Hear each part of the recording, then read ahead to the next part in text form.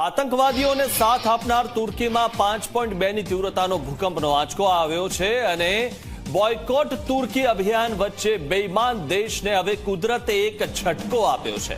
આતંકવાદીઓને સાથ આપનારા તુર્કીમાં 5.2ની તીવ્રતાનો ભૂકંપ આવ્યો।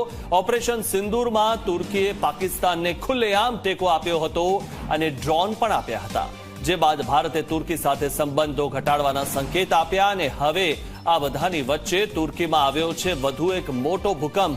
વર્ષ 2023માં પણ 7.8ના ભૂકંપથી રમણભમણ થઈ ગયું હતું તુર્કી, જે બાદ ભારતે દયા દાખવીને તુર્કીને અઢળક મદદ કરી, પરંતુ જ્યારે ભારતને જરૂર પડી ત્યારે તુર્કી સરકારે આતંકીઓના દેશને ટેકો આપ્યો અને ઓપરેશન સિંદૂરનો વિરોધ નોંધાવ્યો।